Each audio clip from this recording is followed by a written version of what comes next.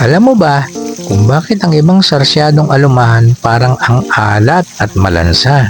Ngayon, ipapakita ko sa iyo ang sikreto para maging malinamnam ang sarsyado parang restaurant level. Makikita mo agad ang perfect na sarsa bago pa natin simulan ang pagluluto. Sa kawali na may mantika ay ihulog ang ipipritong isda. Baka naman po makahingi ako sa inyo ng isang like, subscribe at ishare na din po ninyo sa inyong mga kaibigan. Baliktarin upang magpantay ang luto sa kabila. Hanguin sa kawali at itabi.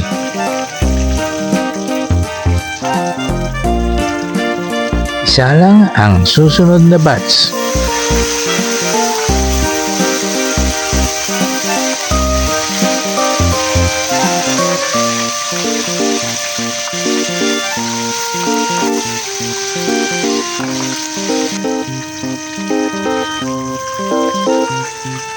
Bawasan ng kaunti ang mantika at muling ibalik sa kalan na pinaprituhan ng isda.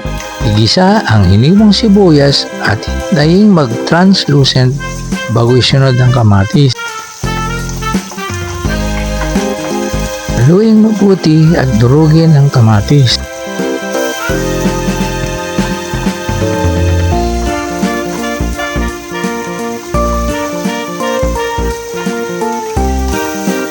At saka maglagay ng tubig na siyang magiging sarsa niya.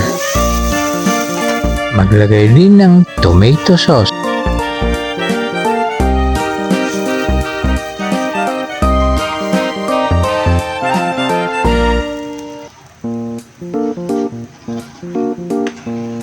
Nalimutan ko pong isama sa pag-iisa ang bawang kaya isasama ko na lang. Maglalagay ako ng patis pampalasa.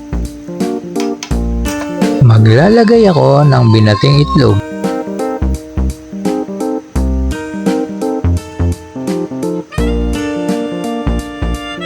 Ngayon ay muli nating ibalik sa kawali ang mga isda.